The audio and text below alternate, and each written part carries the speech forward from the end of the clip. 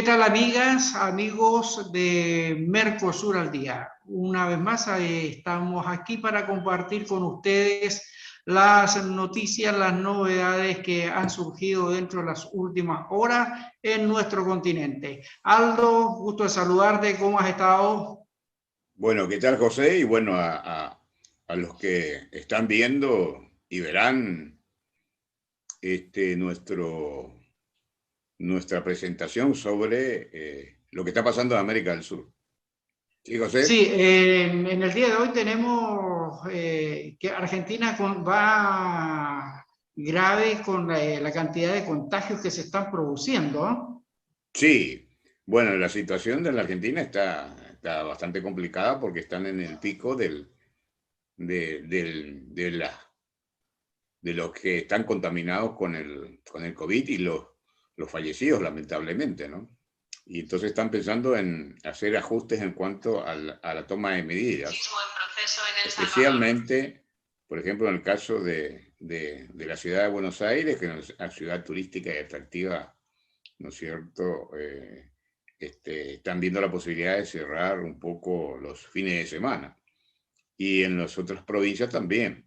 Entonces, como en todos los países, hay zonas rojas, hay zonas naranjas, hay zonas verdes, y bueno, se está trabajando en cada uno de los países en ver un poco, en reducir el número de personas que se contaminen con el virus, y por otro lado, también los que fallecen, ¿no? Entonces hay un gran impacto en la sociedad y bueno, este, el otro tema que se habla es el del cepo, la exportación de la carne, y el campo va al paro. Es decir, la noticia dice el paro va por la carne, digamos. Y el paro consiste fundamentalmente a partir de las 6 horas del día jueves hasta el otro jueves, una semana, paran totalmente la comercialización de Hacienda. Es decir, los argentinos, si no tienen algo en este momento y almacenan para la siguiente semana carne, que lo pueden comprar hasta el miércoles a las 24 horas, entonces no podrán comer carne. Vacunas que están tan acostumbradas, que en su mejor época, o aproximadamente cada argentino comía 64 o 70 kilogramos al año, y hoy lo hace aproximadamente en 40 kilogramos al año. La situación está complicada porque hay una reacción del sector productivo, que han expresado que la toma de decisiones semejante que hubo, muy similar a la que hubo en el año 2006 hasta el 2008, de cerrar las exportaciones, produjo una caída enorme en la existencia de vacunos de 10 millones de cabezas de ganado. Y eso ha producido pérdidas enormes, no solamente en los ingresos, sino en los mercados, pasando la Argentina de ser el tercer exportador mundial a ser el número 15. Y la recuperación se realiza en 10 años aproximadamente. Entonces, imagínense las pérdidas para el sector C. Se calcula estimativamente que podría generar esto una pérdida en épocas inclusive de pandemia de 100.000 puestos de trabajo. O sea, las cámaras principales relacionadas al tema de la carne, bueno, han tomado una decisión dura como reacción a la medida, porque ya se tiene antecedentes. No es que no se tenga antecedentes, ¿no?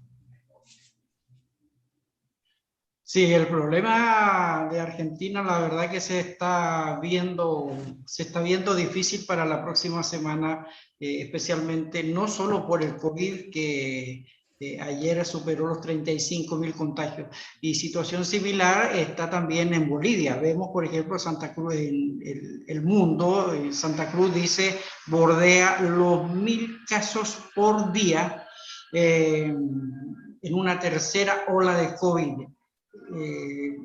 La situación también está un poco complicada porque, según lo reseña la prensa en general, ya hay camas no disponibles, ¿ya? Colapsan las UTIs, en La Paz y los hospitales en Santa Cruz. Ese es el principal problema que en este momento está teniendo Bolivia y ya sabemos todo lo que ello conlleva además. Entonces, Bolivia no solamente es el tema de la vacuna, sino que en este momento está siendo sobrepasada los servicios de salud por la altísima cantidad de contagios que se están generando. Bueno, pero también los medios de prensa de Bolivia expresan un poco la alegría por The Strongest, que es un equipo, ¿no?, en el tema de fútbol, para dar un poco de alegría a la afición deportiva, ¿no? También, como Sí, el tapa tema... en los periódicos. Sí, la Copa Libertadores anoche tuvo una segunda ronda en la cual se fueron definiendo los que van pasando a la próxima instancia ya. El caso de Chile no le fue muy bien, la Universidad Católica perdió y ya prácticamente perdió sus opciones, perdió su chance en Chile. Bueno, aquí están los problemas que ha tenido Brasil y que tuvo el presidente Bolsonaro en un momento determinado por el tema de la cloroquina. Yo creo que tú lo recuerdas, al igual como lo hizo también el presidente Donald Trump, en sus recomendaciones sobre el uso de cloroquina y la negativa a comprar las vacunas e importar las vacunas para la población. Hoy esto está nuevamente en la prensa en Brasil, y de hecho aduce que justamente esa es una de las razones por las cuales todavía las segundas dosis aún en Brasil no van avanzando. Es un proceso extremadamente lento porque se inició muy tarde y en eso acusan, digamos, al presidente Bolsonaro en su negativa a la compra de vacunas de manera oportuna y también a llevar los tratamientos de manera eficaz y adecuada. Eso ya sabemos que costó en parte la salida del ministro de Relaciones Exteriores y varios ministros de salud que ya ha tenido el Brasil, cuya caída se ha producido justamente por el mal manejo de la pandemia a nivel nacional, por políticas erradas que han afectado a gran parte de la población brasileña. Bueno, y esta situación puede afectar un poco el escenario político a futuro. De hecho, las reformas que se han hecho se pudieron hacer teniendo un gobierno estable, pero sin embargo ahora a futuro es muy difícil hacerlo, y por otro lado hay un crecimiento un poco del sector que apoya a Lula, que hoy está liberado liberado un poco de la sentencia que ha tenido anteriormente. Por supuesto que los procesos continúan, tengo entendido que es así, como también en el caso de los procesos judiciales contra Kirchner, la vicepresidenta argentina. Sí, eso es correcto. Lula había sido dejado en libertad, pero se recusó a uno de los magistrados y vuelve nuevamente a estar un poco en el aire la situación de él. En Chile, el Mercurio de Antofagasta tiene en su portada que los alcaldes derrotados culpan al gobierno, la pandemia y a los candidatos descolgados por sus derrotas. Sabemos que en Chile una de las derrotas más importantes que se produjo fue la del alcalde de Santiago, el alcalde Alessandri, que ganó la alcaldía Irace Hassel del Partido Comunista, algo histórico, una líder feminista en Chile que ha ganado el municipio más importante del país, como es el caso de la Municipalidad de Santiago. Bueno, en ese tema, José, te quiero preguntar algo, porque en realidad es uno de los problemas de la democracia, que vaya poca gente. Si entre el 40 y 45% fue a votar, hay una mayoría que no fue a votar. Y entonces cuando vos no tenés una mayoría, ni siquiera mayoría simple, tenés problemas de legitimidad. La pregunta sería en este sentido, digamos. ¿Cuáles son las explicaciones que haya ganado en la principal ciudad y capital de Chile, que es Santiago, que haya ganado una candidata al Partido Comunista, que es un partido que tiende a ser un partido único, digámosle? Bueno, hay dos cosas que son muy curiosas, que en realidad esto va a llevar para un análisis en Chile que va a durar bastante tiempo. Primero porque es histórico, o sea, por primera vez el municipio de Santiago ni siquiera en los tiempos de la Unidad Popular, cuando fueron las elecciones municipales en marzo en el año 71, que estaba Salvador Allende como presidente, no lo ganó la izquierda, sino al contrario. Por eso que esto es una situación muy llamativa, muy relevante, que el municipio de Santiago, el municipio de Viña del Mar, también lo ganó la izquierda, es decir, fueron desplazados los partidos de derecha y centro derecha en los municipios más importantes del país. Las razones, por una parte, se atribuye a malas decisiones tomadas por los ediles anteriores en el manejo de la pandemia, pero también hay que recordar que básicamente las cuarentenas en Chile no las resuelven los alcaldes ni los consejos municipales, sino directamente son políticas de Estado, es el Ministerio de Salud el que va determinando el tema de las cuarentenas. Eso afectó, obviamente, a la ciudad de Santiago, que prácticamente estuvo 6 meses confinada, ¿ya? Con cuarentena total y absoluta, aparte que venía saliendo del estallido social de octubre de 2019, entonces hay varias situaciones que se produjeron.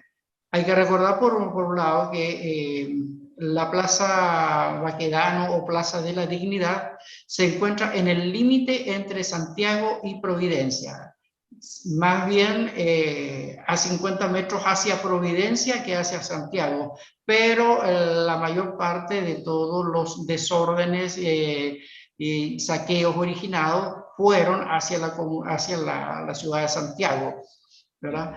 Eso repercutió negativamente en el manejo de la situación, no solamente en Carabineros, sino también en la municipalidad. De ahí que se piensa que el efecto dominó llevó obviamente a la caída de Alessandri, empezando por malas políticas que partieron desde el gobierno en Chile. Y como podemos ver, Publimetro lo dice hoy, la fuerza feminista irrumpe también en la convención de constituyentes. Seguramente en los próximos días, para mañana, miércoles, hoy ya a fin del día, creo que tenemos hasta las 24 horas para que en Chile se presenten las candidaturas a primarias, es así, ¿no? Entonces vamos a tener... Eso está, exactamente, en este momento están justamente en Chile inscribiéndose los candidatos que van a ir a primarias en los distintos sectores, tanto por parte del gobierno como también el sector de oposición. A esta hora están inscribiéndose en el servicio electoral en Santiago. Así es que para mañana vamos a tener ya definidos cuáles son los candidatos que van a ir a competir por las internas y luego sabremos quiénes son los que van a ir por la presidencia de la República. Y de Chile pasamos a Colombia. Sí, el Universal cambiará el horario del toque de queda, dice. Disidencia de la FARC confirma muerte de Jesús Santrich, ¿no? Sí, en las protestas en Cartagena.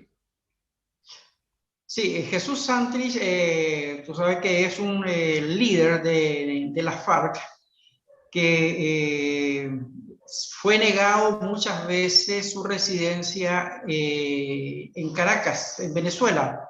Y efectivamente, en el día de ayer fue asesinado en la ciudad de Caracas, ¿ya? Donde estaba viviendo, lo cual dejó en evidencia que el gobierno venezolano efectivamente le ha estado prestando colaboración y apoyo a una parte de la FARC, cosa que fue negada por muchísimo tiempo.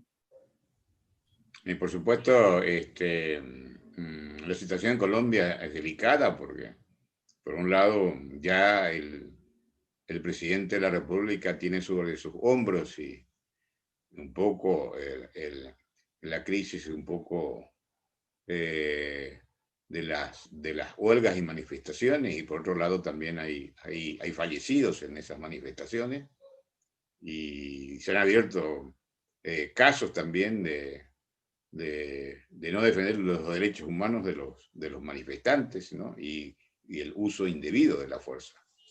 Así que eso tiene un poco su proceso, ¿no? Exactamente, y el presidente Iván Duque ordenó desplegar la fuerza pública para garantizar la apertura y la libre circulación en las carreteras del país, para abastecer no solamente de alimentos, sino también de insumos médicos a las respectivas ciudades, en una situación que también que se ha ido polarizando bastante en los últimos días. Pasamos, terminando, digamos, con Colombia. Ya Barranquilla, por ejemplo, se está acercando, dice, a una inmunidad colectiva. El proceso de vacunación en Barranquilla ha ido avanzando de manera bastante eficiente hacia el norte, y lo cual augura que Barranquilla, Santa Marta, Cartagena estarían alcanzando pronto ya inmunidad colectiva con respecto a COVID. Bueno, La perfecto. hora de Ecuador. La deuda interna de Guillermo Lasso, dice. El gobierno que se inaugura el próximo lunes deberá asumir pagos atrasados por 2.000 millones de dólares. Muchos son impostergables, pese a que Mauricio Pozo asegura dejar 14 millones de superávit. Bueno, ese es en parte, digamos, lo que vamos a estar siguiendo la próxima semana con respecto a la asunción que va a tener Guillermo Lasso en el Ecuador. Y el Expreso de Guayaquil, vemos ahí en portada, dice 2 décadas de indiferencia. La ciudad, sectores de la ciudad que han tenido gran abandono por parte de las autoridades. Vamos a ver también cómo se va a manifestar todo este proceso de un nuevo gobierno, que en este caso pone el doctor Guillermo Lasso en Ecuador. Y llegamos a los problemas locales. ¿Qué dice el ABC de Paraguay hoy día? Colectiveros piden suba de pasaje o duplicar subsidio. En realidad, el servicio de transporte acá en Paraguay es un desastre. Los vehículos, en la mayoría de los casos, están en malas condiciones. El servicio proveído por el chofer en términos de manejo adecuado y manejo respetuoso de los usuarios del transporte es bajo, digamos, en el sentido de hacer un buen manejo del vehículo. Por otro lado, el hacinamiento. Los vehículos que deben estar y tiene que estar establecido un peso máximo, están sobrecargados. Entonces ahí existe la posibilidad, lógicamente, del contagio entre uno y otro, ¿no? Uno tose, habla, y especialmente es tan complicado porque un ciudadano que va de San Lorenzo, por ejemplo, a Asunción a trabajar, puede perder fácilmente porque a la mañana va en horas pico, a la avenida también en horas pico, puede tardar 3 horas, 4 horas por día, que significa prácticamente a la semana, prácticamente un día, en en un transporte público de mala calidad. Lamentablemente, y este es un problema de autoridades nacionales y locales, nosotros no tenemos un sistema, un ministerio de transporte que deberíamos tenerlo por la importancia que tiene la hidrovía y también el transporte por carretera y el transporte aéreo, por ser un país mediterráneo. Sus servicios son muy malos. ¿Y cómo le vamos a dar subsidio a estas empresas que no se esfuerzan en mejorar los servicios? O sea, acá el ciudadano está prácticamente abandonado. ¿Y quién lo protege al final? Y bueno, son las propias autoridades. Hay que tener en cuenta que son los amigos del poder. El problema no solamente es la calidad del servicio, sino también hay problemas en la vía de circulación, porque las vías de circulación que existen en la ciudad no están en las mejores condiciones. Entonces, ese es otro problema que tiene la ciudad de Asunción.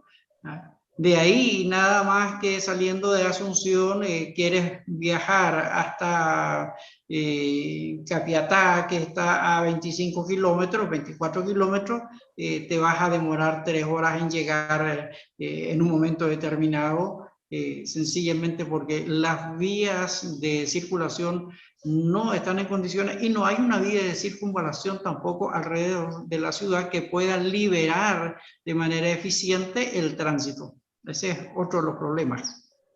Claro, y acá hay que darle, como decimos un poco en guaraní, a capete, que es pegarle un poco en la cabeza de las autoridades porque no han resuelto. Acá se hizo todo un programa para poder tener, digámosle, un sistema de transporte público eficiente, pero que es el Metrobús, pero no funcionó. Hasta el ministro actual del Ministerio de Obras Públicas y Comunicaciones lloró ante esa situación al ser suspendido. No tenemos metro nosotros, no tenemos trenes eléctricos, no tenemos un sistema fluido de salida.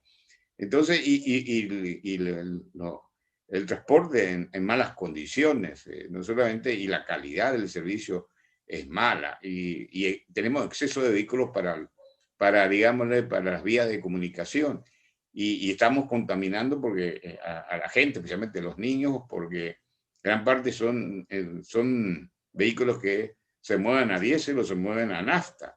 Entonces, ni siquiera vehículos eléctricos. Uno observa que solamente en Chile ya hay más de 200 ómnibus eléctricos y en Colombia, y nosotros estamos abandonados prácticamente en ese sentido, y tenemos las hidroeléctricas más grandes del mundo, y realmente es terrible porque están aplazados las autoridades en este sentido, y que no podemos aplaudirlo de alguna manera, sino tanta gente que sufre por la ineficiencia y en muchos casos la corrupción de las autoridades. Ahí en el Ministerio de Transporte, usualmente en tema de transporte público, ponen a un amigo del poder y que representa a los transportistas. Así que a veces a mí me gusta utilizar el servicio público porque hace un tiempo que no manejo por razones de controlar el estrés, y si hubiéramos tenido un transporte público eficiente, hay mucha gente que va solo de aquí a Asunción tardando 2 o 3 horas, y en vez de tener ese estrés, podría tomar un vehículo moderno. Uno va a Miami y tranquilamente puede tener esa movilidad del tren eléctrico y después bajar y tomar los otros buses. O sea que es un sistema, hay que crear un sistema que funcione. Uno acá en San Lorenzo, para pasar 4 cuadras aproximadamente puede tardar media hora. Imagínense lo que es. Exactamente, por eso te decía que se puede demorar tranquilamente uno para hacer un viaje desde Asunción, vamos a salir del Mercado 4 para llegar hasta Itauguá y vas a tener 2 horas y media a 3 horas, puede demorar tranquilamente solamente por el paso que hay en San Lorenzo, que es el que te va a estrangular en la vía. Ahora, ¿qué opinas tú de este titular? Ratifican cárcel en 2 casos emblemáticos de corrupción. Me parece muy bien. Por supuesto que hay algún tipo de avance, pero hay que avanzar mucho más rápido, ¿no? Lamentablemente hay un montón de procesos y de gente que se ha demostrado que ha sido corrupto y ha utilizado el poder, digámosle, para influir para sus negocios y negocios de sus grupos, y tenemos muy pocos corruptos presos, ¿no? Deberíamos tener una cárcel especialmente para corruptos, y ahí la gente podría hacer todo lo que significa ir a hacer sus manifestaciones y, bueno, y que devuelvan el dinero, fundamentalmente, porque uno de los grandes problemas que tenemos todavía es que ninguno de los corruptos ha devuelto el dinero, ¿no? Es decir, tenemos muy pocos casos y tenemos muchos corruptos, o sea, no sabemos si es un porcentaje de 0.00 tanto por ciento de todos los corruptos que deberían estar presos y con sentencia. Pero la red de corrupción es muy fuerte y está digamos, hasta niveles bajos. Y bueno, esperemos que a futuro, todo en América del Sur, una de las claves para el desarrollo es que la corrupción debe reducirse, ¿no? Y debe reducirse sustancialmente, y para eso necesitamos nuevos liderazgos. Exactamente. Bueno, de Paraguay vamos a pasar por Perú. Y aquí ya tenemos que en el día de ayer presentaron sus equipos técnicos, tanto Keiko Fujimori como también el candidato Pedro Castillo. Sin embargo, hay un problema ahí dentro de los amigos de Pedro Castillo, como es el señor Bermejo, a quien se le ha indicado como integrante en su tiempo de Sendero Luminoso, ¿ah? Así que ahí hay otro problema también que está surgiendo. Vamos a ver cómo va a terminar en estos días, ¿ya?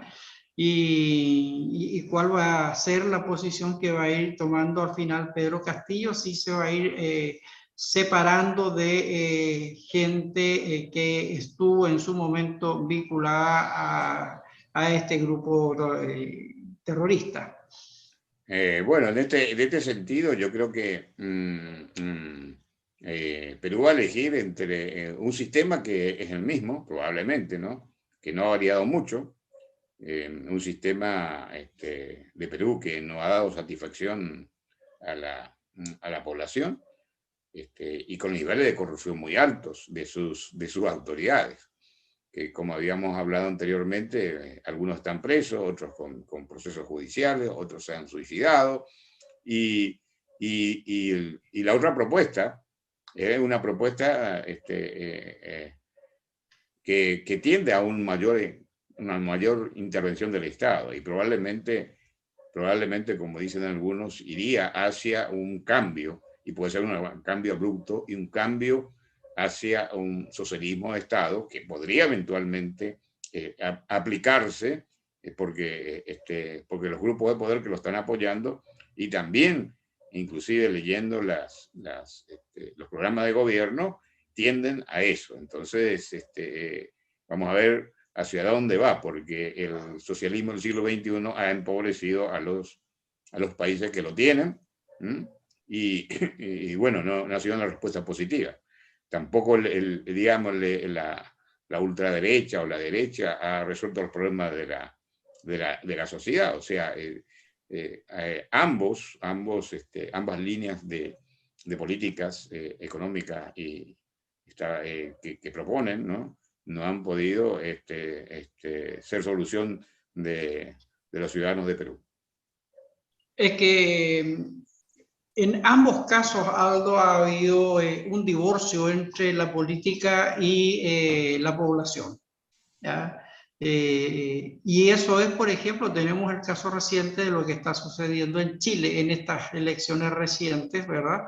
En que la política tradicional, los grupos tradicionales, todos han sido desplazados, es decir, han sido los grandes perdedores, y los nuevos movimientos sociales y los independientes son básicamente todos los que han surgido en esta nueva corriente que se ve venir. En Uruguay, el Telégrafo tiene en portada retorno a la presencialidad, pero récord de fallecidos por COVID-19 en Paysandú. El problema sigue latente en el Uruguay, aun cuando ya se están empezando a recomendar volver a las actividades de tipo presencial, pero sin embargo no ha podido todavía llevarse un control efectivo sobre el tema de COVID. Y como puedes ver, el observador también está haciendo referencia a lo que iniciamos hoy hablando como una mala señal en la suspensión de exportación de carne a Argentina. Bueno, también yo creo que en el tema del Uruguay la situación es un poquito más grave. ¿Por qué? Porque la población uruguaya tiene las características de una población europea, es decir, el promedio de edad de la población es elevado. Entonces, por ejemplo, los funcionarios públicos en realidad, no sé cómo estará ahora, pero en algún momento dado tenían un promedio de 50 años, ¿no? Entonces, ahí el problema. Y los fallecidos se han incrementado. Ahora bien, se han tomado algunas medidas, pero Uruguay vive mucho del turismo y también de la movilidad. Entonces, no tan fácil la cuestión en un momento dado también en que en la Argentina se alcanza el pico, en Paraguay también se alcanza el pico de fallecidos, y en Uruguay también. Y Brasil, que con la cepa Manaus y todas las otras cepas que vienen en una población muy grande, más de 210 millones de habitantes. Entonces, la región del Mercosur está en una región, una región roja con respecto al COVID, y también con las diferentes crisis políticas que esto acarrea y la insatisfacción de los ciudadanos, y también Chile, ¿no? Entonces, y con respecto al tema que habíamos también, que había puesto también ANCAP, que era el tema de obtener o buscar créditos por el tema de los combustibles y el congelamiento de las tarifas. Entonces, hay que tener en cuenta que ANCAP es una empresa pública del gobierno uruguayo, y en realidad muchas de esas empresas funcionan relativamente bien comparado con una empresa pública que podría estar en otros países de América del Sur. Exactamente. Ahora, Venezuela Nacional pone como nota importante que el jefe de los disidentes de la FARC habría muerto en un enfrentamiento en Venezuela. Lo que comentábamos anteriormente, y también en Colombia lo reseñaron, que Antrich había sido asesinado en la tarde de ayer en la ciudad de Caracas. Pese justamente a la negativa por parte del gobierno de Maduro a reconocer que ellos residían allá. Así que, como se dice, frente a esa situación ya no hay nada más que decir. Ya el señor fue asesinado y no se puede ocultar que vivía en Caracas. Y ahora esto, plan expansivo de El Coqui aterra a La Vega. Como tú puedes ver, la delincuencia en Caracas está sobrepasando todo lo que uno pueda imaginarse, cosas que nosotros no estamos acostumbrados a ver. Sí, lamentablemente en Venezuela y en la ciudad de Caracas uno lo ve, grupos armados, tú los encuentras por las esquinas a cualquier hora del día, ¿ya? O sea, en realidad Venezuela se convirtió en una zona de peligro para toda la población. En cualquier momento aparece alguien y puede robarte o puede matarte, ¿no? Por lo que sea. Y por otro lado también el gran Exactamente. problema del desabastecimiento de bienes y servicios. ¿Por qué? Porque es una economía prácticamente destrozada en términos de producción. Sí, exactamente. Este es un problema que ya viene desatado desde hace muchísimos años, más de 15 años que esto se incrementó. ¿Y cómo se Eh, resuelve esto, José? ¿Más sufrimiento digámoslo, mantenimiento del sufrimiento? ¿Hay algo, alguna eh, posibilidad que se pueda resolver? Bueno, están en negociaciones en este momento el equipo de Guaidó con un equipo de Maduro para ver la participación de la oposición en las próximas elecciones de gobernadores, alcaldes y concejales en el mes de noviembre. Ya hay mesas de negociación, hay por parte de la OEA también un pronunciamiento al respecto para intentar lograr un acuerdo, un consenso para que puedan participar libremente todos los sectores de oposición en estas elecciones. También la Unión Europea está participando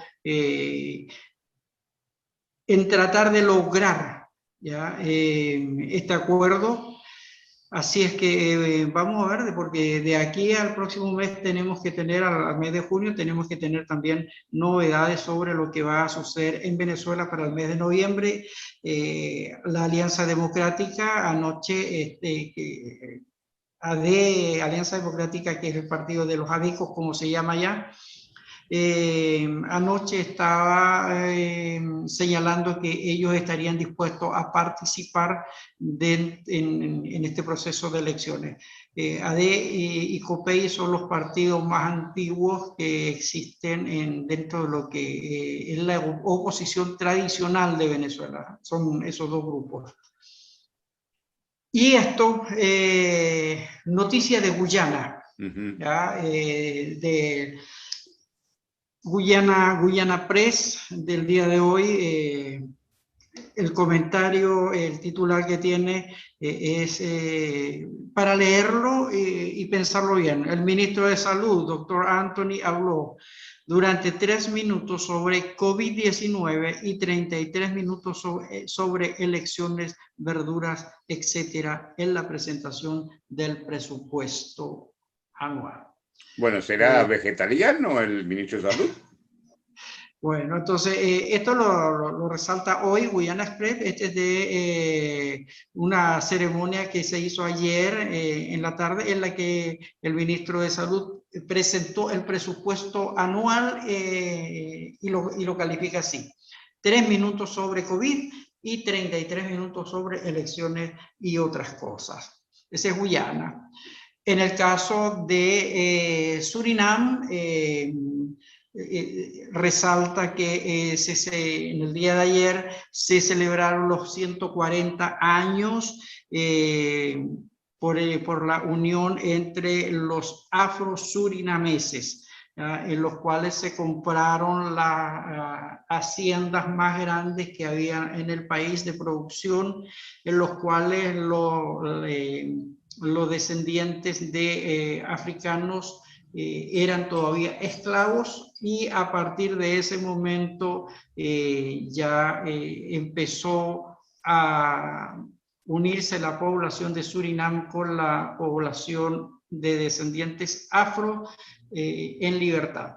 Así Ah, que bueno. eso es lo que se ha conmemorado, los 140 años en Surinam de la Unión Afro-Surinamés. Bueno, eso es importante. Hay que tener en cuenta que dentro de la estructura del Mercosur hay órganos que trabajan el tema indígena y también de afrodescendientes, ¿no? Entonces, creo que ese es un espacio muy importante, especialmente para Surinam y también Brasil, que gran parte de su población es decir, proviene, digámosle, como origen, digamos, de los africanos que vinieron con los barcos portugueses y todo ese tipo. Bien, esto ha sido nuestro recorrido, Aldo, en el día de hoy por nuestra América. Vamos a ver mañana cómo va el tema en Argentina, cómo avanza eso, cómo sigue avanzando el acuerdo de negociación en Colombia por la estabilidad social también. Cómo sigue caminando la situación en Chile de cara a las próximas elecciones presidenciales. Veremos también las reacciones en Perú y las reacciones que se van a generar entre Colombia y Venezuela a raíz de la muerte de Antrich. También hay que mencionar que ayer la Asamblea Nacional electa recientemente en Venezuela designó los representantes para el Parlasur. Así es que vamos a ver mañana las novedades que vamos a tener. Bien, por mi parte, amigas y amigos, ha sido un gusto haber compartido con ustedes en el día de hoy. Aldo, nos vemos en el día de mañana. Que tengas un excelente día para todos.